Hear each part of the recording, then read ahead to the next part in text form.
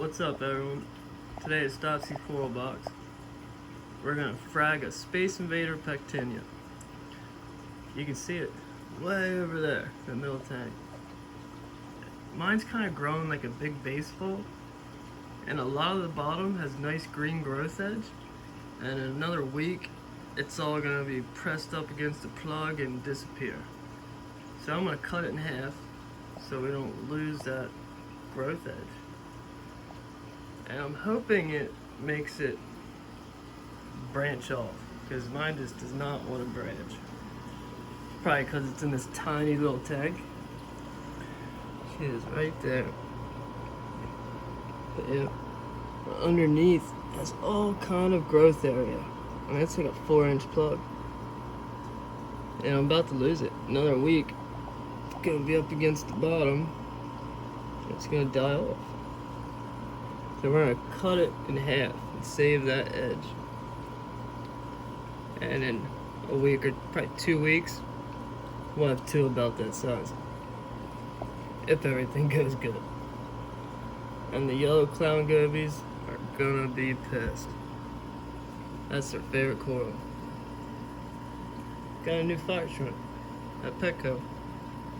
Cool fun. Yeah, as you can see, I'm cutting a lot of frags lately. We got a coral show at that fish place in Lancaster coming up in a few weeks. And we're gonna set up a tank up there. So yeah, just been cutting everything.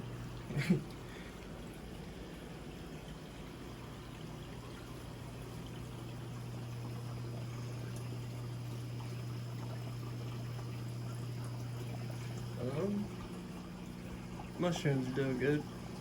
This tank, I'm still not happy with. This one's still going through some stuff. Yesterday, that was one anemone. Split in half last night. So, yeah, they're obviously not too happy yet. But it's getting better. The zoas we dipped in the last video, you can see they're actually doing pretty good. Killed off all that algae but one type, and I mean that long stringy kind, it's real hard to get rid of.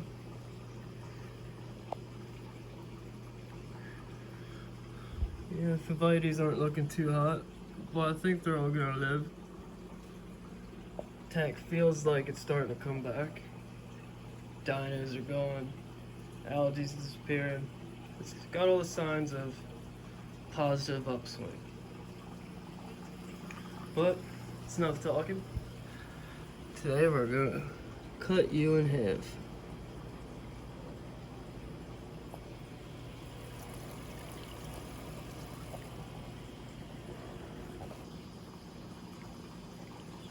Alright guys, this is gonna be our temporary cutting station. I have no room at this place, so this is what we got to work with. This is about what we're gonna need. I use a Milwaukee Dremel just because I already have Milwaukee tools for construction. You need any Dremel, don't matter how much it costs, with a diamond blade. Diamond blade will probably be expensive. Yeah, they're not cheap.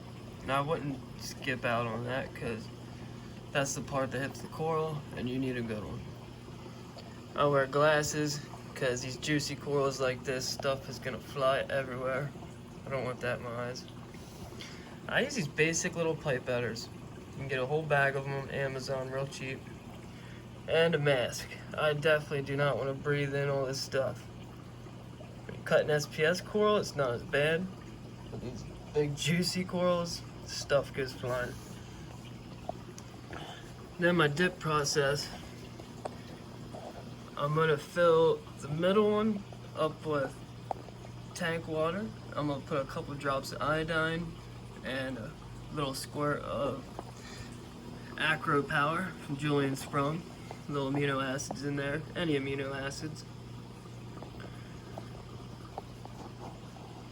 And the first one's gonna be some tank water with the coral I'm gonna cut.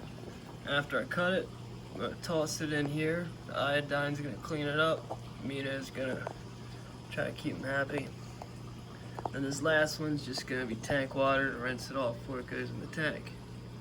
If you get iodine in your tank, it's not the end of the world. Your tank likes iodine. It's just you get that level too high pretty quick. So rinse it. One more thing, these tanks are so little, I don't steal water out of these when I do this. I take the water out of this larger tank, and I gotta turn off the water tower. And I'll gotta readjust the float valve later if I take too much. I take out a bigger system because it don't matter. And a lot of people say, you know, the water is not the same as where the coral is at. The coral doesn't care. I won't be switching salt mixes in the coral, but all my tanks are the same salt mix. So I don't think it matters tossing it in water from another tank for a short period of time.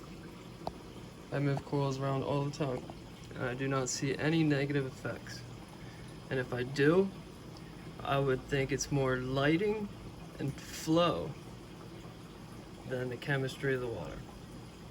Just wanted to throw that part in there, because I will be using different water than what the animals live in. One more thing I almost forgot. It's always a good idea to get your frag plugs wet before you use them.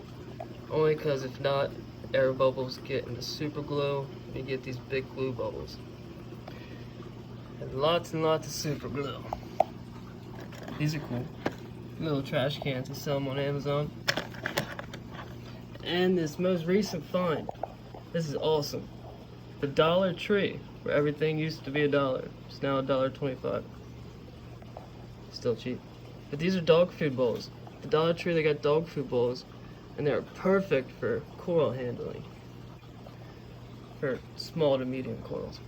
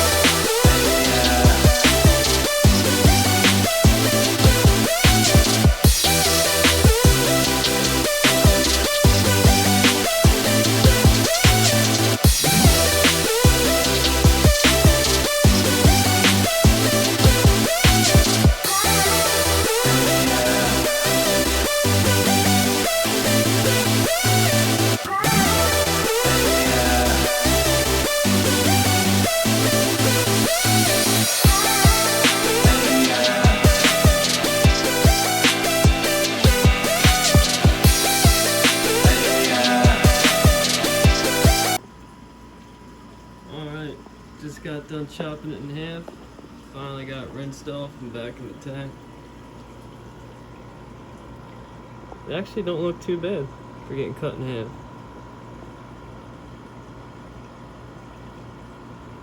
I bet you in a couple days they'll look pretty good, puffed up. I'm hoping in a week you can't even tell. Find out.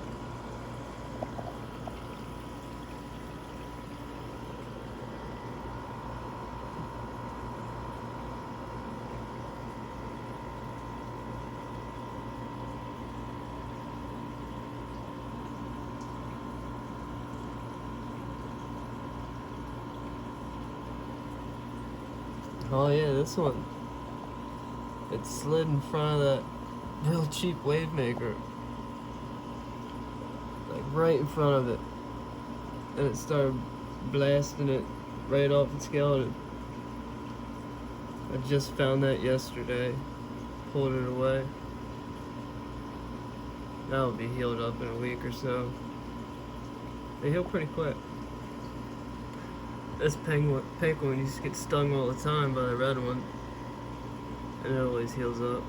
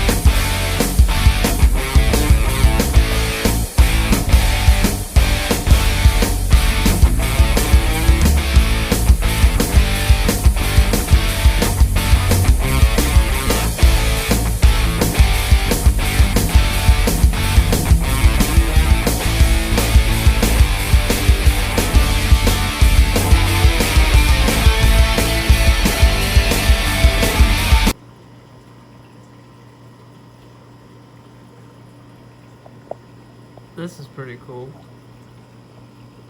This flower anemone with the pink skirt makes a little cave for the female sexy shrimp. You can barely see it in there. But that's why it's lifting its skirt up right there, because the shrimp's in there. And this one's the male. These guys are every bit of 2 years old. Well, that's gonna be it. Thanks for watching.